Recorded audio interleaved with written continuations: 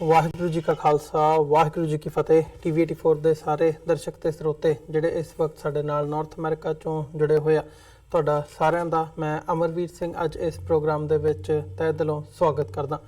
Viewers, ਜਿਵੇਂ ਕਿ ਅਸੀਂ ਬੀਤੇ ਦਿਨਾਂ ਦੇ ਵਿੱਚ ਦੇਖਿਆ, ਅਸੀਂ ਡਿਸਕਸ਼ਨ ਵੀ ਕੀਤੀ ਹੈ ਇਸ ਇਸ਼ੂ ਦੇ ਉੱਤੇ। ਸੱਜਣ ਕੁਮਾਰ ਨੂੰ ਜਿਹੜੀ ਉਮਰ ਕੈਦ ਦੀ ਸਜ਼ਾ ਦਿੱਤੀ ਗਈ ਹੈ 1984 ਦੇ ਸਿੱਖ ਕਤਲੇਆਮ ਦੇ ਇੱਕ ਮਾਮਲੇ ਦੇ ਵਿੱਚ, ਉਹਦੇ ਇੰਪੈਕਟ ਕੀ ਪੈ ਸਕਦੇ ਨੇ, ਤੇ ਜਿਵੇਂ ਜਿਹੜੀ ਇਹ ਇੱਕ ਕ੍ਰੈਡਿਟ ਲੈਣ ਦੀ ਲਾਈਨ ਚੱਲ ਰਹੀ ਹੈ, ਉਹ ਖਾਸ ਤੌਰ ਤੇ ਜਿਹੜੀ ਸੱਤਾਧਾਰੀ ਧਿਰ ਹੈਗੀ ਹੈ ਭਾਰਤ ਦੇ ਵਿੱਚ, ਨਰਿੰਦਰ ਮੋਦੀ ਨੂੰ ਜਿਵੇਂ ਇਹਦਾ ਕ੍ਰੈਡਿਟ ਦਿੱਤਾ ਜਾ ਰਿਹਾ ਹੈ, ਉਹ ਕਿੰਨਾ ਕੁ ਬਣਦਾ ਹੈਗਾ। ਇੱਦਾਂ ਦੇ ਕੁਝ ਜਿਹੜੇ ਸਵਾਲ ਨੇ ਉਹ ਸਿੱਖ ਮਨਾਂ ਦੇ ਵਿੱਚ ਜਾਂ ਸਿੱਖ ਨੁਕਤਾ ਨਿਗਾਹ ਤੋਂ ਉਹ ਉਠਾਉਣੇ ਬਣਦੇ ਨੇ।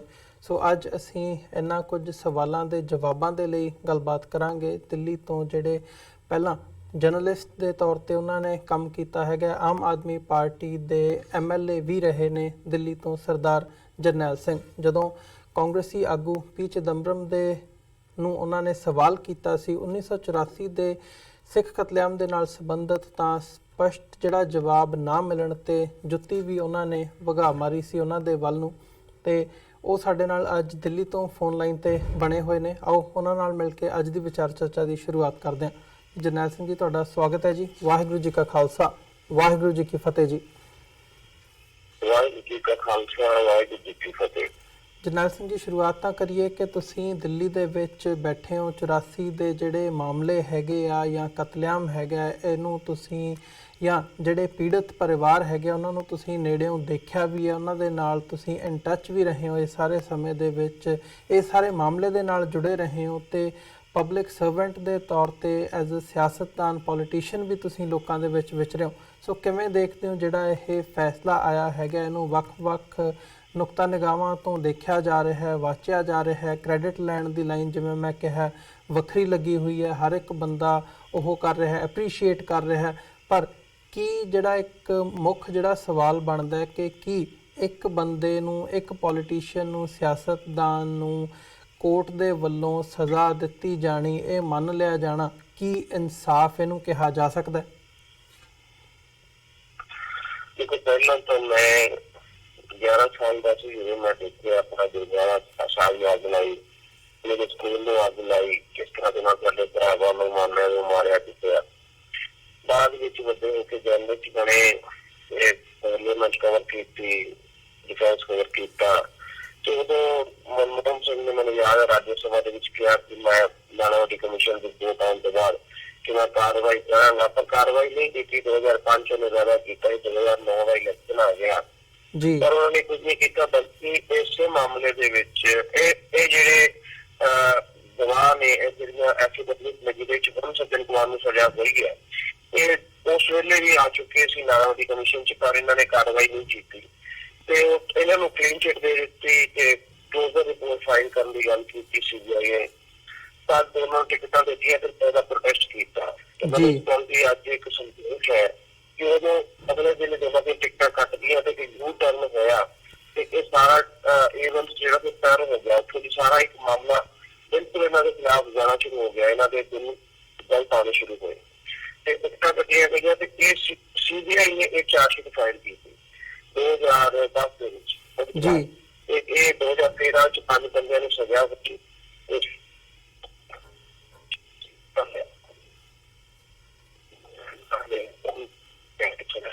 ਹੈਲੋ ਹੈਲੋ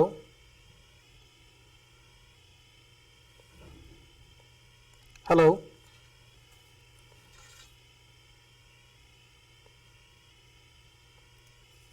ਵੀਅਰਸ, ਮੈਨੂੰ ਲੱਗਦਾ ਜਰਨੈਲ ਸਿੰਘ ਨਾਲ ਜਿਹੜਾ ਸਾਡਾ ਫੋਨ ਕਨੈਕਸ਼ਨ ਹੈਗਾ ਉਹਦੇ ਵਿੱਚ ਕਿਤੇ ਨਾ ਕਿਤੇ ਦਿੱਕਤ ਆ ਰਹੀ ਹੈ। ਅਸੀਂ ਦੁਬਾਰਾ ਉਹਨਾਂ ਦੇ ਨਾਲ ਕੰਟੈਕਟ ਕਰਕੇ ਦੁਬਾਰਾ ਜਿਹੜੀ ਹੈਗੀ ਹੈ ਸਾਡੀ ਗੱਲਬਾਤ ਦੀ ਸ਼ੁਰੂਆਤ ਕਰਾਂਗੇ। ਤਦ ਤੱਕ ਲਈ ਇੱਕ ਛੋਟੇ ਜਿਹੇ ਬ੍ਰੇਕ ਤੋਂ ਬਾਅਦ ਅਸੀਂ ਦੁਬਾਰਾ ਮਿਲਦੇ ਹਾਂ।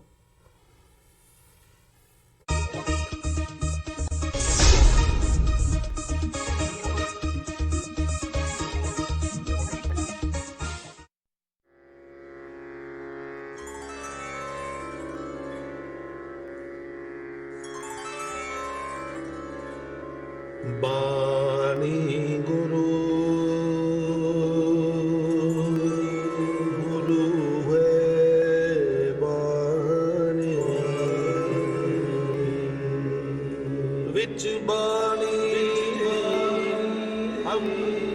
ਅੰਮ੍ਰਿਤ ਸਾਰੇ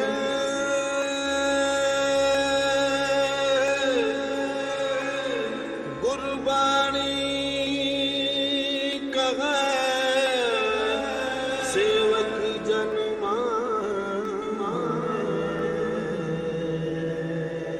ਪਰ ਤਖ ਗੁਰੂ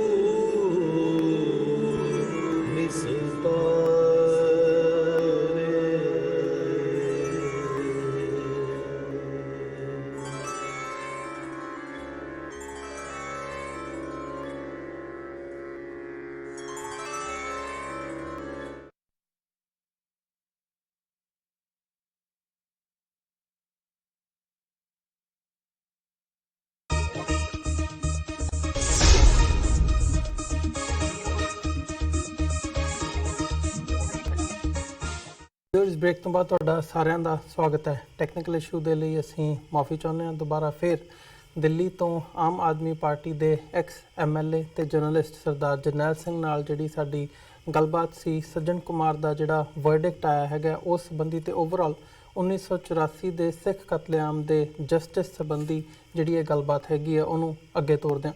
ਹਾਂਜੀ ਜਰਨੈਲ ਸਿੰਘ ਜੀ, ਤੁਸੀਂ ਜਿੱਥੋਂ ਗੱਲ ਆਪਣੀ ਖਤਮ ਕੀਤੀ ਸੀ, ਜਿੱਥੋਂ ਸਾਡਾ ਲਾਈਨ ਡਿਸਕਨੈਕਟ ਹੋਈ ਸੀ, ਉੱਥੋਂ ਤੁਸੀਂ ਵਾਪਸ ਆਪਣੀ ਗੱਲਬਾਤ ਸ਼ੁਰੂ ਕਰ ਸਕਦੇ ਹੋ। ਮੈਂ ਇਹ ਕਹਿ ਰਿਹਾ ਸੀ ਕਿ ਇਹਦੇ ਵਿੱਚ ਮੋਦੀ ਗਵਰਨਮੈਂਟ ਨੇ ਜਿਹੜੀ ਐਸਆਈਟੀ ਬਣਾਈ ਸੀ ਉਹ ਵਾਲਾ ਕੇਸ ਨਹੀਂ ਹੈ। ਇਹਦੀ ਚਾਰਜਸ਼ੀਟ ਜਿਹੜੀ ਹੈ ਉਹ 2010 ਦੇ ਵਿੱਚ ਫਾਈਲ ਹੋ ਗਈ ਸੀ ਜੀ। ਇਸ ਕਰਕੇ ਮੋਦੀ ਦੀ ਗਵਰਨਮੈਂਟ ਜਿਹੜੀ ਬਣੀ ਹੈ ਉਹ 2014 ਜਾ ਕੇ ਬਣੀ ਹੈ, ਉਹ ਇਸ ਦਾ ਕ੍ਰੈਡਿਟ ਨਹੀਂ ਲੈ ਸਕਦਾ। ਤੇ ਜਿੱਥੋਂ ਤੱਕ ਆਪਣਾ ਇਹਦਾ ਸਵਾਲ ਹੈ, ਇਹਦੇ ਨਾਲ ਇਨਸਾਫ ਕਹਿਣ ਦੀ ਗੱਲ ਹੈ। ਇਨਸਾਫ ਤਾਂ ਤਦ ਹੁੰਦਾ ਜੇ ਸਾਰਿਆਂ ਨੂੰ ਸਜ਼ਾ ਹੋਵੇ ਜੀ, ਪਰ ਜੇ ਸਾਰਿਆਂ ਨੂੰ ਸਜ਼ਾ ਨਹੀਂ ਹੋਈ ਤੇ ਇੱਕ ਬੰਦੇ ਨੂੰ ਸਜ਼ਾ ਹੋਣ ਦੇ ਨਾਲ, ਉਹ ਵੀ ਇਹਦੇ ਜੇਲ੍ਹ 'ਚ ਗਿਆ ਨਹੀਂ ਅਜੇ, ਇਹ ਇਨਸਾਫ ਨਹੀਂ ਹੋ ਜਾਂਦਾ। ਪਰ ਹਾਂ, ਸੰਕੇਤਕ ਤੌਰ ਦੇ ਉੱਤੇ ਇੱਕ ਮੈਸੇਜ ਕਹਿ ਸਕਦੇ ਹਾਂ, ਇੱਕ ਸਟਰਨ ਮੈਸੇਜ ਗਿਆ ਹੈ ਕਿ ਵੀ ਸਿੱਖ ਕੌਮ ਜਿਹੜੀ ਹੈ ਉਹ ਡਰਦੀ ਨਹੀਂ ਹੈ। ਉਹ 34 ਸਾਲ ਭਾਵੇਂ ਹੋ ਜਾਣ ਆਪਣੇ ਕੇਸ ਛੱਡਦੀ ਨਹੀਂ ਹੈ ਤੇ ਲੜਦੀ ਰਹਿੰਦੀ ਹੈ। ਤੇ ਤੁਸੀਂ 34 ਸਾਲ ਪਹਿਲੇ ਕੀਤਾ ਸੀ ਤੇ ਜਿਹੜੇ ਲੋਕ ਇਹ ਜਿਹੜੇ ਦੰਗੇ ਫਸਾਦ ਕਰਾ ਕੇ ਜੈਨੋਸਾਈਡ ਕਰਕੇ ਵੋਟਾਂ ਲੈਣ ਦੀ ਰਾਜਨੀਤੀ ਕਰਦੇ ਹੈ ਤੇ ਕਾਨੂੰਨ ਉਹਨਾਂ ਨੂੰ ਅਖੀਰ ਚ ਆ ਕੇ ਫੜ ਹੀ ਲੈਂਦਾ ਤੇ ਗਲੇ ਉਹਨਾਂ ਦੇ ਗਲ ਤੱਕ ਫੰਦਾ ਪਹੁੰਚ ਜਾਂਦਾ ਜੀ। ਤੇ ਇਹ ਇੱਕ ਬੜਾ ਵੱਡਾ ਮੈਸੇਜ ਜ਼ਰੂਰ ਗਿਆ ਜੀ। ਜਰਨੈਲ ਸਿੰਘ ਜੀ, ਤੁਹਾਨੂੰ ਲੱਗਦਾ ਵੀ ਜੇ ਇਸ ਜਿਵੇਂ ਤੁਸੀਂ ਗੱਲ ਕੀਤੀ ਵੀ ਇਹਨੂੰ ਇਨਸਾਫ ਤਾਂ ਨਹੀਂ ਕਿਹਾ ਜਾ ਸਕਦਾ ਕਿਉਂਕਿ ਸਿਰਫ ਇੱਕ ਮਾਮਲਾ ਹੈਗਾ ਤੇ ਕਤਲੇਆਮ ਦੀ ਜਿਹੜੀ ਤਾਦਾਦ ਸੀ ਸਿੱਖਾਂ ਦਾ ਜੋ ਘਾਣ ਕੀਤਾ ਗਿਆ ਉਹ ਬਹੁਤ ਜ਼ਿਆਦਾ ਸੀ, ਪਰ ਜੇ ਇਸ ਇੱਕ ਮਾਮਲੇ ਦੀ ਵੀ ਗੱਲ ਕੀਤੀ ਜਾਵੇ ਤਾਂ ਜਿਵੇਂ ਇਹ ਹੁਣ ਇਸ ਜਿਹੜੇ ਉਹਨਾਂ ਦੇ ਸੱਜਣ ਕੁਮਾਰ ਦੇ ਵਕੀਲ ਹੈਗੇ ਆ ਉਹਨਾਂ ਵੱਲੋਂ ਹਜੇ ਵੀ ਇਹ ਗੱਲ ਕਹੀ ਜਾ ਰਹੀ ਹੈ ਕਿ ਜੀ ਉਹਨਾਂ ਦੇ ਖਿਲਾਫ ਪੁਖਤਾ ਸਬੂਤ ਨਹੀਂ ਸੀ, ਅਸੀਂ ਇਹਦੀ ਅੱਗੇ ਜਿਹੜੀ ਅਦਾਲਤ ਹੈਗੀ ਹੈ ਸੁਪਰੀਮ ਕੋਰਟ ਤੱਕ ਜਿਹੜਾ ਹੈਗਾ ਅਸੀਂ ਕੇਸ ਨੂੰ ਲੈ ਕੇ ਜਾਵਾਂਗੇ। ਸੋ ਕੀ ਇਸ ਕੇਸ ਦੇ ਵਿੱਚ ਵੀ ਇਨਸਾਫ ਮਿਲਣ ਦੀ ਉਮੀਦ ਹੈਗੀ ਹੈ ਜਾਂ ਅੱਗੇ ਜਾ ਕੇ ਕੋਈ ਪੋਲਿਟਿਕਸ ਦਾ ਜਿਹੜਾ ਦਾਅ ਪੇਚ ਹੈਗਾ ਉਹ ਵੀ ਖੇਡਿਆ ਜਾ ਸਕਦਾ ਹੈ ਕਿਉਂਕਿ ਇਹ ਪਹਿਲਾਂ ਵੀ ਸੱਜਣ ਕੁਮਾਰ ਨੂੰ ਜਿਹੜਾ ਬਰੀ ਕੀਤਾ ਜਾ ਚੁੱਕਿਆ?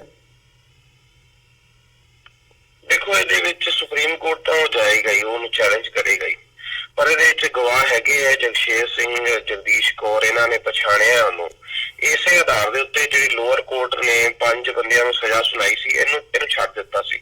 ਇਹਨੂੰ ਛੱਡਣ ਦਾ ਕਾਰਨ ਸੀ ਕਿ 6 ਪੁਲਿਸ ਵਾਲਿਆਂ ਨੇ ਕਿਹਾ ਸੀ ਕਿ ਇਹ ਰਾਜਨਗਰ 'ਚ ਹੈ ਹੀ ਨਹੀਂ ਸੀ ਜਿੱਥੇ ਕਤਲੇਆਮ ਹੋਇਆ। ਪਰ ਹੁਣ ਜਿਹੜਾ ਜੱਜ ਨੇ ਉਹਨੇ ਕਿਹਾ ਕਿ ਮੈਂ ਗਵਾਹਾਂ ਦੇ ਉੱਤੇ ਵਿਸ਼ਵਾਸ ਕਰਦਾ, ਮੈਂ ਪੁਲਿਸ ਦੇ ਉੱਤੇ ਵਿਸ਼ਵਾਸ ਨਹੀਂ ਕਰਦਾ। ਜਿਹੜੀ ਪੁਲਿਸ ਨੇ ਉਸ ਵੇਲੇ ਜਿਹਦਾ ਕੰਮ ਸੀ ਬਚਾਉਣਾ ਤੇ ਉਹ ਮਾਰਨ 'ਚ ਲੱਗੀ ਹੋਈ ਸੀ। ਇਸ ਕਰਕੇ ਜੱਜ ਨੇ ਕੇਸ ਦਾ ਰਿਜ਼ਲਟ ਪਲਟਿਆ ਤੇ ਜੇ ਅੱਗੇ ਸੁਪਰੀਮ ਕੋਰਟ ਵੀ ਇਸ ਗੱਲ ਨੂੰ ਅੱਗੇ ਰੱਖਦੀ ਹੈ ਤੇ ਮੈਨੂੰ ਲੱਗਦਾ ਨਹੀਂ ਕਿਉਂਕਿ ਕੇਸ ਦਾ ਰਿਜ਼ਲਟ ਦੁਬਾਰਾ ਪਲਟੇਗਾ।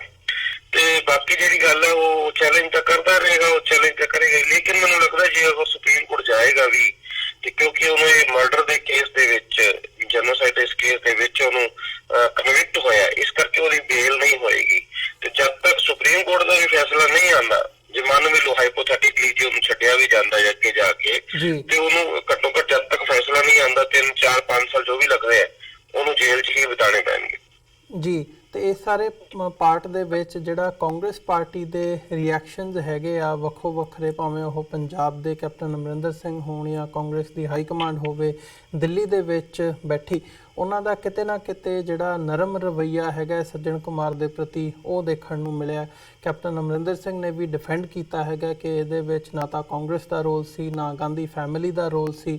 ਸੋ ਜਿਹੜੀ ਇਹ ਗੱਲ ਇੱਕ ਪ੍ਰੀ ਪਲਾਨਡ ਕਤਲੇਆਮ ਜੈਨੋਸਾਈਡ ਦੀ ਕੀਤੀ ਜਾਂਦੀ ਹੈ, ਉਹਦੇ 'ਤੇ ਵੱਡਾ ਜਿਹੜਾ ਸਵਾਲੀਆ ਨਿਸ਼ਾਨ ਹੈਗਾ ਉਹ ਲਾਉਣ ਦੀ ਜਿਹੜੀ ਹੈਗੀ ਹੈ ਕੋਸ਼ਿਸ਼ ਜਿਹੜੀ ਹੈ ਉਹ ਕੀਤੀ ਗਈ ਹੈ, ਜੋ ਬਿਆਨਾਂ ਦੇ ਵਿੱਚੋਂ ਨਜ਼ਰ ਆਉਂਦਾ। ਸੋ ਕਾਂਗਰਸ ਪਾਰਟੀ ਦੇ ਸਾਰੇ ਇਸ ਘਟਨਾਕ੍ਰਮ ਦੇ ਦੌਰਾਨ ਜਿਹੜੇ ਉਹਨਾਂ ਦੇ ਪ੍ਰਤੀਕਰਮ ਹੈਗੇ ਆ, ਉਹਨਾਂ ਨੂੰ ਤੁਸੀਂ ਕਿਵੇਂ ਦੇਖਦੇ ਹੋ? ਦੇਖੋ, ਪਹਿਲੀ ਗੱਲ ਤਾਂ ਇਹ ਹੈ ਕਿ ਜੋ ਕੈਪਟਨ ਅਮਰਿੰਦਰ ਸਿੰਘ ਹੈ ਉਹਦਾ ਤਾਂ ਹੁਣ ਬੋਲਣਾ ਇਰਰੈਲੇਵੈਂਟ ਹੋ ਚੁੱਕਾ ਹੈ। ਉਹ ਤਾਂ ਹੁਣ ਮੈਨੂੰ ਲੱਗਦਾ ਹੈ ਕਿ ਉਹ ਪਤਾ ਨਹੀਂ ਕੀ ਖਾ ਪੀ ਕੇ ਬੋਲਦਾ ਹੈ। ਉਹ ਭਾਵੇਂ ਕੋਰੀਡੋਰ ਦਾ ਮਾਮਲਾ ਹੋਵੇ, ਉਹ ਭਾਵੇਂ ਸਿੱਖਾਂ ਦੇ ਬਾਰੇ ਕੁਝ ਬੋਲਣਾ ਹੋਵੇ, ਉਹ ਪਤਾ ਨਹੀਂ ਕੁਝ ਖਾਦੀ ਪੀਤੀ ਚ ਬੋਲਦਾ। ਮੈਨੂੰ ਤਾਂ ਉਹਦੇ ਹੁਣ ਬਹੁਤਾ ਵਿਸ਼ਵਾਸ ਨਹੀਂ ਕਰਦਾ। ਉਹਦੇ ਕੋਈ ਬੋਲਣ ਦੀ ਕੋਈ ਅਹਿਮੀਅਤ ਰਹਿ ਨਹੀਂ ਗਈ। ਉਹ ਐਵੇਂ ਹੀ ਬੋਲਦਾ ਰਹਿੰਦਾ। ਉਹ ਪਹਿਲਾਂ ਕਹਿੰਦਾ ਸੀ ਕਿ ਕਾਂਗਰਸ ਨੇ ਕੁਝ ਕੀਤਾ ਨਹੀਂ, ਟਾਈਟਲਰ ਨੇ ਕੁਝ ਕੀਤਾ ਨਹੀਂ, ਪ੍ਰੈਸ ਕਾਨਫਰੰਸਾਂ ਕਰਕੇ ਬੋਲਦਾ ਸੀ ਉਹਨੇ ਕੁਝ ਨਹੀਂ ਕੀਤਾ। ਇਹ ਉਹਨੂੰ ਸ਼ਰਮ ਆਉਣੀ ਚਾਹੀਦੀ ਹੈ ਕਿ ਬਈ 1984 ਦੇ ਇਸ ਕਤਲੇਆਮ ਦੇ ਪਿੱਛੇ ਸਿੱਧੀ ਤਰ੍ਹਾਂ ਨਾਲ ਕਾਂਗਰਸ ਸ਼ਾਮਲ ਸੀ। ਇਹਦੇ ਵਿੱਚ ਤਾਂ ਕੋਈ ਡਿਨਾਈ ਨਹੀਂ ਕੀਤਾ ਜਾ ਸਕਦਾ। ਇਹਦੇ ਰਾਜੀਵ ਗਾਂਧੀ ਸ਼ਾਮਲ, ਇਹਦੇ ਸਟੇਟ ਸ਼ਾਮਲ ਸੀ, ਇਹਦੇ ਵਿੱਚ ਇਹਨਾਂ ਦੇ ਸਾਰੇ ਲੀਡਰ ਸ਼ਾਮਲ ਸੀ। ਭਗਤ ਹੋਏ, HKL ਭਗਤ ਹੋਏ, ਟਾਈਟਲਰ ਹੋਏ, ਸੱਜਣ ਕੁਮਾਰ ਹੋਏ, ਧਰਮਦਾਸ ਸ਼ਾਸਤਰੀ, ਇਹ ਸਾਰੇ ਕਾਂਗਰਸ ਦੇ ਲੀਡਰ ਨੇ। ਜਿੰਨੇ ਵੀ ਕਤਲੇਆਮ ਕਰਾਇਆ ਸਾਰੇ ਕਾਂਗਰਸੀ ਨੇ। ਤੇ ਤੁਸੀਂ ਕਹੋ ਜੀ ਕਾਂਗਰਸ ਸ਼ਾਮਲ ਨਹੀਂ ਸੀ, ਤੇ ਇਹ ਇੱਕ ਮੂਰਖਤਾ ਵਾਲੀ ਗੱਲ ਹੈ। ਇਹਦੇ ਚ ਆਪਾਂ ਉਹ ਨਹੀਂ ਕਹਿ ਸਕਦੇ। ਜਿੱਥੇ ਤੱਕ ਕਾਂਗਰਸ ਦਾ ਸਵਾਲ ਹੈ, ਉਹ ਕਹਿੰਦੇ ਕਿ ਰਾਹੁਲ ਗਾਂਧੀ ਦਾ ਕਹਿਣਾ ਜਾਂ ਕਿਸੇ ਹੋਰ ਦਾ ਕਹਿਣਾ ਕਿ ਇਹਦੇ ਚ ਕਾਂਗਰਸ ਸ਼ਾਮਲ ਨਹੀਂ ਸੀ, ਇਹ ਵੀ ਇੱਕ ਗਲਤ ਰਹਿ ਦੇ ਨਾਲ ਆਪਾਂ ਨੂੰ ਗਲਤੀ ਮੰਨ ਲੈਣੀ ਚਾਹੀਦੀ ਹੈ ਤੇ ਉਹਨਾਂ ਨੂੰ ਮਾਫੀ ਮੰਗਣੀ ਚਾਹੀਦੀ ਹੈ। ਕਿਉਂਕਿ ਮੈਂ ਇਹ ਨਹੀਂ ਕਹਿੰਦਾ ਕਿ ਰਾਹੁਲ ਗਾਂਧੀ ਨੂੰ ਫਾਂਸੀ ਦੇ ਦੇ, ਕਿਉਂਕਿ ਰਾਹੁਲ ਗਾਂਧੀ ਉਦੋਂ ਨਿਆਣਾ ਹੀ ਸੀ ਤੇ ਇਸ ਕਰਕੇ, ਪਰ ਕਾਂਗਰਸ ਦਾ ਉਹ ਪ੍ਰਧਾਨ ਹੈ ਇਸ ਕਰਕੇ, ਕਿਉਂਕਿ ਕਾਂਗਰਸ ਪਾਰਟੀ ਉਸ ਵੇਲੇ ਸ਼ਾਮਲ ਸੀ। ਐਸੇ ਵਿੱਚ ਕੋਈ ਦੋ ਰਾਏ ਨਹੀਂ ਹੈ। ਪ੍ਰਧਾਨ ਮੰਤਰੀ ਉਹਨਾਂ ਦਾ, ਗ੍ਰਹਿ ਮੰਤਰੀ ਉਹਨਾਂ ਦਾ, ਤੇ ਰਾਜ ਉਹਨਾਂ ਦਾ ਰਿਹਾ। ਉਹਨਾਂ ਨੇ ਸੱਜਣ ਕੁਮਾਰ ਟਾਈਟਲਰ ਤੇ ਇਹਨਾਂ ਨੂੰ ਫਿਰ ਮੰਤਰੀ ਬਣਾਤਾ, ਫਿਰ ਉਹਨਾਂ ਨੂੰ 3-3 ਵਾਰੀ MP ਬਣਾਤਾ। ਇਹਨਾਂ ਨੂੰ ਬਚਾਉਂਦੇ ਰਹੇ। ਹਾਲਾਤ ਇਹ ਸੀ ਕਿ ਪੁਲਿਸ ਦਾ ਰਿਮਾਂਡ ਲੈਣ ਵਾਸਤੇ ਗਈ ਸੱਜਣ ਕੁਮਾਰ ਦਾ, ਤੇ ਇਹਨੇ ਪੁਲਿਸ ਨੇ ਬੰਦੀ ਬਣਾ ਲਿਆ ਤੇ ਕੋਈ ਕਾਰਵਾਈ ਨਹੀਂ ਹੋਈ। ਤੇ ਇਸ ਤਰ੍ਹਾਂ ਦੇ ਹਾਲਾਤ ਦੀ ਕਾਂਗਰਸ ਨੇ ਕੀਤੇ ਹੋਏ ਸੀ। ਤੇ ਅੱਜ ਇਹ ਕਹਿਣਾ ਕਿ ਨਹੀਂ ਕਾਂਗਰਸ ਦੇ ਸ਼ਾਮਲ ਨਹੀਂ ਸੀ, ਜੇ ਕਾਂਗਰਸ ਸ਼ਾਮਲ ਨਹੀਂ ਸੀ ਤੇ ਫਿਰ ਇਹ ਦੱਸਣ 2002 ਚ BJP ਸ਼ਾਮਲ ਸੀ। ਇਹ 2002 ਦੀ ਤਾਂ ਗੱਲ ਕਰਦੇ ਜਿਹੜੇ ਗੁਜਰਾਤ ਦੇ ਵਿੱਚ ਹੋਇਆ, ਉਹਦੇ ਚ ਕਹਿੰਦੇ BJP ਸ਼ਾਮਲ ਸੀ, ਮੋਦੀ ਸ਼ਾਮਲ ਸੀ। ਤੇ ਜੇ ਮੋਦੀ ਸੀ ਉਹਦੇ ਚ ਗੁਜਰਾਤ ਚ ਉਹ ਸੀ, ਤੇ ਫਿਰ 1984 ਚ ਰਾਜੀਵ ਗਾਂਧੀ ਕਿਉਂ ਸ਼ਾਮਲ ਨਹੀਂ ਸੀ ਤੇ ਕਾਂਗਰਸ ਸ਼ਾਮਲ ਕਿਉਂ ਨਹੀਂ ਸੀ?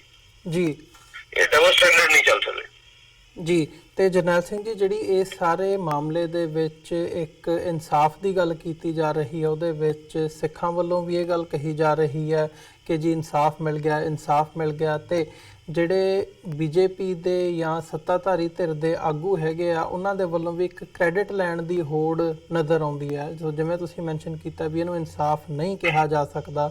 ਤੇ ਸੋ ਜਿਹੜੀ ਇਹ ਵਰਤਾਰਾ ਹੈਗਾ ਜਾਂ ਇਹ ਸਾਰੇ ਘਟਨਾਕ੍ਰਮ ਦੇ ਵਿੱਚ ਜਿਹੜੀ ਇਹ ਇੱਕ ਲਾਈਨ ਹੈਗੀ ਹੈ, ਇਹਨੂੰ ਤੁਸੀਂ ਕਿਵੇਂ ਐਨਾਲਾਈਜ਼ ਕਰਦੇ ਹੋ? ਕਿ ਇਹ ਇੱਕ ਫੋਕੀ ਸਿਆਸਤ ਕਹੀ ਜਾ ਸਕਦੀ ਹੈ? ਨਹੀਂ, ਦੇਖੋ, ਪਹਿਲੀ ਗੱਲ ਤਾਂ ਮੈਂ ਕਹਿ ਦਿੱਤੀ ਕਿ ਜਿਹੜਾ ਆਪਣਾ HKL ਭਗਤ ਸੀ, ਜਿਹਦੇ ਇਲਾਕੇ ਸਭ ਤੋਂ ਜ਼ਿਆਦਾ ਸਿੱਖਾਂ ਦਾ ਕਤਲੇਆਮ ਹੋਇਆ, ਉਹ ਤਾਂ ਵੈਸੇ ਹੀ ਦੁਨੀਆ ਤੋਂ ਚਲਾ ਗਿਆ। ਉਹ ਤਾਂ ਕਨਵਿਕਟ ਵੀ ਨਹੀਂ ਹੋਇਆ। ਧਰਮਦਾਸ ਸ਼ਾਸਤਰੀ ਚਲਾ ਗਿਆ, ਉਹ ਵੀ ਕੁਝ ਨਹੀਂ ਹੋਇਆ। ਹਜ਼ਾਰਾਂ ਜਿਹੜੇ ਕਾਤਲ ਸੀ ਹੋਰ ਉਹਨਾਂ ਦੇ ਖਿਲਾਫ ਕੁਝ ਨਹੀਂ ਹੋਇਆ। ਇਸ ਕਰਕੇ ਇਨਸਾਫ ਨਹੀਂ। ਮੈਨੂੰ ਸੰਕੇਤਕ ਤੌਰ ਦੇ ਉੱਤੇ ਇੱਕ ਮੈਸੇਜ ਜ਼ਰੂਰ ਕਹਿਣਾ ਕਿ ਇਹ ਗਿਆ ਕਿ ਬਈ ਇਹ ਅਸੀਂ ਸਿੱਖਾਂ ਦੇ ਕਰਕੇ ਵੀ ਸਿੱਖਾਂ ਨੇ ਇਹ ਮਾਮਲਾ ਛੱਡਿਆ ਨਹੀਂ, ਪਰ ਇਹ ਇਨਸਾਫ ਨਹੀਂ ਹੋਇਆ। ਨਾ ਇਹਨੂੰ ਇਨਸਾਫ ਆਪਾਂ ਕਹਿ ਸਕਦੇ ਹਾਂ। ਮੈਂ ਇਹ ਜ਼ਰੂਰ ਕਹਿ ਸਕਦਾ ਕਿ ਜਿਹੜੇ 232 ਕੇਸ ਪੁਲਿਸ ਨੇ ਬੰਦ ਕਰ ਦਿੱਤੇ ਸੀ, ਉਹ 232 ਕੇਸ ਜੇ ਦੁਬਾਰਾ ਰੀਓਪਨ ਕੀਤੇ ਜਾਣ, ਜਿਵੇਂ ਕਿ ਉਹਨੇ ਪਿੱਛੇ ਇੱਕ ਕੇਸ ਓਪਨ ਕੀਤਾ ਗਿਆ ਤੇ 5 ਬੰਦਿਆਂ ਨੂੰ ਸਜ਼ਾ ਹੋਈ ਹੈ, ਜਿਹਦੇ ਚ ਇੱਕ ਨੂੰ ਫਾਂਸੀ ਦੀ ਸਜ਼ਾ ਸੁਣਾਈ ਤੇ ਇੱਕ ਨੂੰ ਉਮਰ ਕੈਦ ਸੁਣਾਈ ਗਈ ਹੈ ਪਿਛਲੇ ਮਹੀਨੇ। ਉਸੇ ਤਰ੍ਹਾਂ ਜੇ 232 ਕੇਸ ਜਿਹੜੇ ਪੁਲਿਸ ਨੇ ਬੰਦ ਕਰ ਦਿੱਤੇ ਸੀ, ਜੇ ਉਹ ਦੁਬਾਰਾ ਫਟਾਫਟ ਰੀਓਪਨ ਕਰਕੇ ਸਾਲ ਦੇ ਅੰਦਰ ਰਿਜ਼ਲਟ ਦਿੱਤਾ ਜਾਏ ਤੇ ਹੋ ਸਕਦਾ 100-150 ਨੂੰ ਹੋਰ ਉਮਰ ਕੈਦ ਹੋ ਜਾਏ। ਫਿਰ ਆਪਾਂ ਕਿਸੇ ਹੱਦ ਤੱਕ ਕਹਿ ਸਕਦੇ ਹਾਂ ਕਿ ਹਾਂ, ਕਿ ਭਈ ਕੁਝ ਹੱਦ ਤੱਕ ਇਨਸਾਫ ਵੱਲ ਤੁਰੇ ਆ, ਕਿ ਵੀ ਕੁਝ ਲੋਕਾਂ ਨੂੰ ਇਨਸਾਫ ਹੋਇਆ। ਪਰ ਮੈਨੂੰ ਲੱਗਦਾ ਨਹੀਂ ਇਹਨਾਂ ਨੇ ਅਜੇ ਤੱਕ ਉਹ ਕਰਨਾ, ਕਿਉਂਕਿ ਮੋਦੀ ਗਵਰਨਮੈਂਟ ਦੀ SIT ਨੇ ਉਹ ਸਾਰੇ ਕੇਸ ਬੰਦ ਕਰਨ ਦੀ ਸਲਾਹ ਦਿੱਤੀ ਸੀ ਤੇ ਹੁਣ ਸੁਪਰੀਮ ਕੋਰਟ ਕਹਿ ਰਹੇ, ਉਹਨੇ ਕਿਹਾ ਕਿ ਨਹੀਂ ਅਸੀਂ ਦੇਖਦੇ ਹਾਂ ਕਿ ਉਹ ਰੀਓਪਨ ਕਰ ਸਕਦੇ ਹਾਂ ਕਿ ਨਹੀਂ ਕਰ ਸਕਦੇ।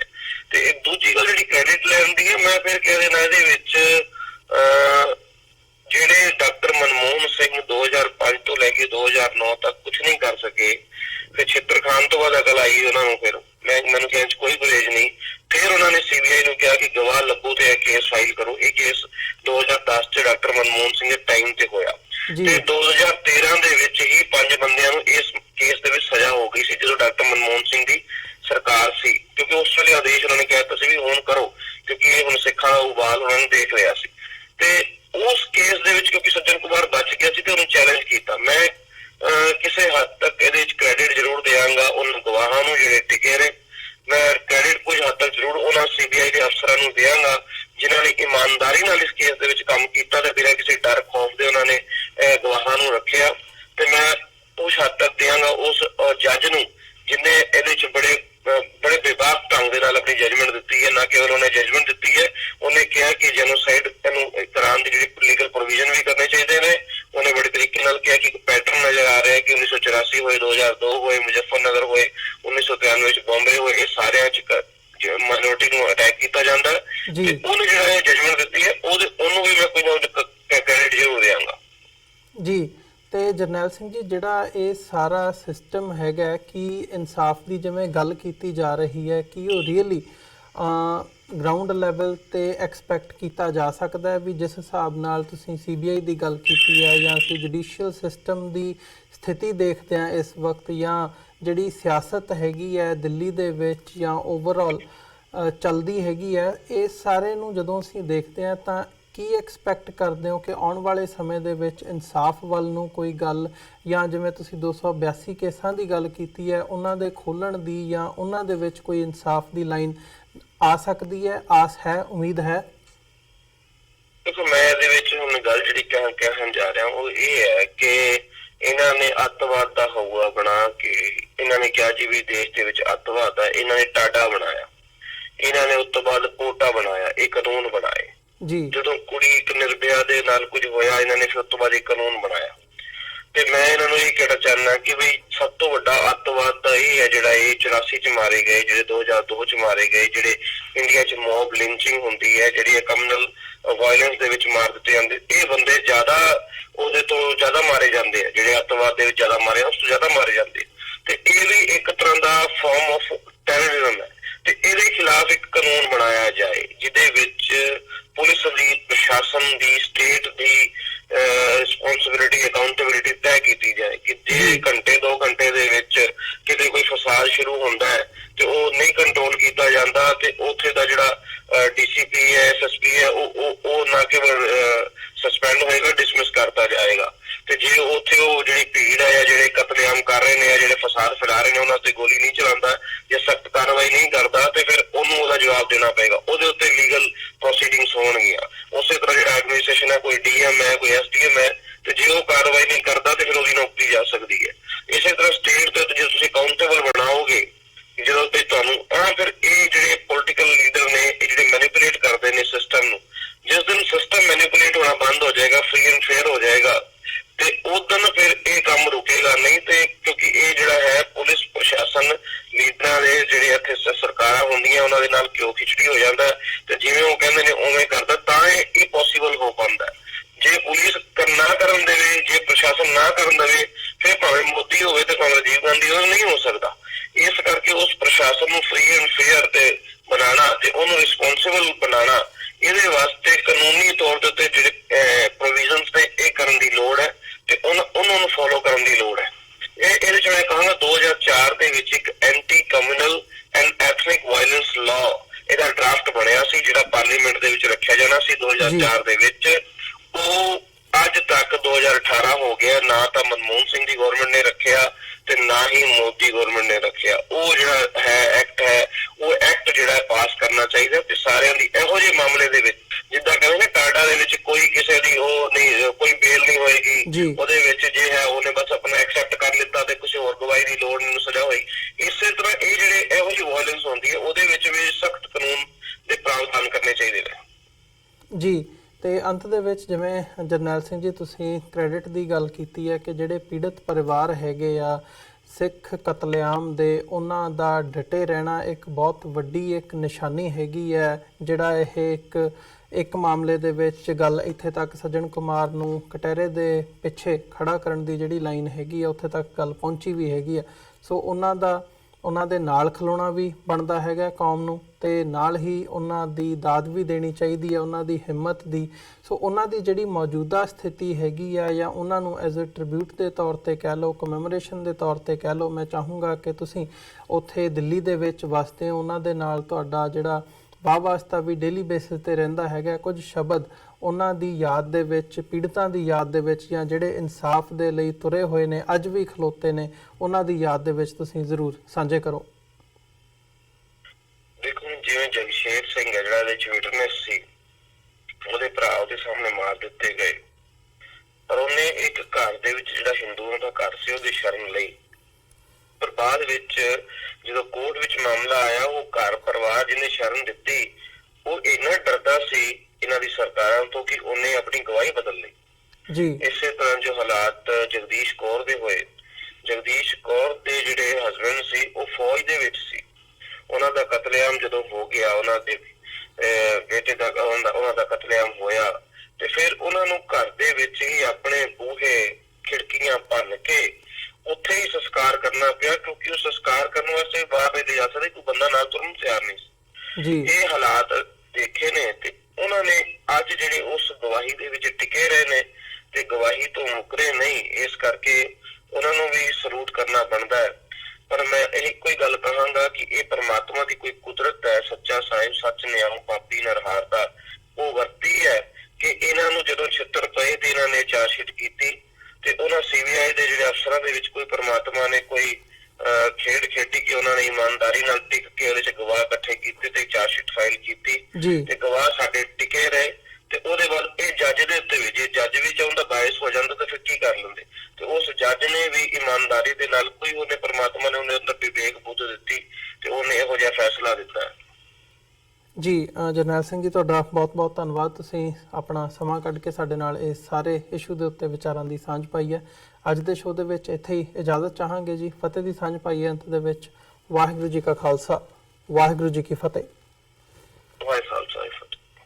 ਵਿਊਅਰਸ, ਉਮੀਦ ਕਰਦੇ ਹਾਂ ਕਿ ਜਿਹੜੀ ਅੱਜ ਦੀ ਸਾਡੀ ਇਹ ਗੱਲਬਾਤ ਸੀ, ਦਿੱਲੀ ਤੋਂ ਉੱਘੇ ਪੱਤਰਕਾਰ ਤੇ ਜਿਹੜੇ ਆਮ ਆਦਮੀ ਪਾਰਟੀ ਦੇ ਸਾਬਕਾ MLA ਸਰਦਾਰ ਜਰਨੈਲ ਸਿੰਘ ਹੋਰਾਂ ਦੇ ਨਾਲ, ਇਹ ਤੁਹਾਨੂੰ ਜ਼ਰੂਰ ਪਸੰਦ ਆਈ ਹੋਵੇਗੀ। ਸੋ ਜਿਵੇਂ ਇਹਨਾਂ ਨੇ ਕਿਹਾ ਕਿ ਇਹਨੂੰ ਜਸਟਿਸ ਤਾਂ ਨਹੀਂ ਕਿਹਾ ਜਾ ਸਕਦਾ, ਕਿਉਂਕਿ ਜਿਹੜੇ ਬਹੁਤੇ ਦੋਸ਼ੀ ਹੈਗੇ ਨੇ ਉਹਨਾਂ ਤੇ ਤਾਂ ਟ੍ਰਾਇਲ ਤੱਕ ਵੀ ਨਹੀਂ ਚੱਲੇ, ਪਰ ਫਿਰ ਵੀ ਜਿਹੜਾ ਇੱਕ ਕਦਮ ਇਹ ਹੈਗਾ ਉਹਨੂੰ ਐਪਰੀਸ਼ੀਏਟ ਵੀ ਕਰਨਾ ਬਣਦਾ ਤੇ ਓਵਰਆਲ ਦਾਦ ਦੇਣੀ ਬਣਦੀ ਹੈ ਉਹਨਾਂ ਪੀੜਤ ਪਰਿਵਾਰਾਂ ਦੀ, ਉਹਨਾਂ ਸਿੱਖਾਂ ਦੀ ਜਿਨ੍ਹਾਂ ਨੇ ਆਪਣੇ ਪਿੰਡੇ ਦੇ ਉੱਤੇ ਇਹ ਸਾਰਾ ਕਤਲੇਆਮ, ਇਹ ਜੈਨੋਸਾਈਡ ਹੰਢਾਇਆ, ਤੇ ਅੱਜ ਵੀ ਉਹਨਾਂ ਦੇ ਜਿਹੜੇ ਪਰਿਵਾਰ ਦੇ ਜੀ ਹੈਗੇ ਆ ਉਹ ਜਸਟਿਸ ਦੇ ਲਈ ਇੱਕ ਉਮੀਦ ਲਾ ਕੇ ਬੈਠੇ ਆ, ਤੇ ਓਵਰਆਲ ਕੌਮ ਨੂੰ ਉਹਨਾਂ ਦੇ ਨਾਲ ਖਲੋਣਾ ਬਣਦਾ। ਸੋ ਇਹਨਾਂ ਹੀ ਸ਼ਬਦਾਂ ਦੇ ਨਾਲ ਅਸੀਂ ਅੱਜ ਦਾ ਜਿਹੜਾ ਪ੍ਰੋਗਰਾਮ ਹੈਗਾ ਉਹਦੀ ਇੱਥੇ ਸਮਾਪਤੀ ਕਰਦੇ ਹਾਂ। ਦੁਬਾਰਾ ਫਿਰ ਕੱਲ ਨੂੰ ਤੁਹਾਡੇ ਨਾਲ ਮੁਲਾਕਾਤ ਹੋਵੇਗੀ। ਤਦ ਤੱਕ ਲਈ ਇਜਾਜ਼ਤ ਦਿਓ ਜੀ। ਵਾਹਿਗੁਰੂ ਜੀ ਕਾ ਖਾਲਸਾ, ਵਾਹਿਗੁਰੂ ਜੀ ਕੀ ਫਤਿਹ।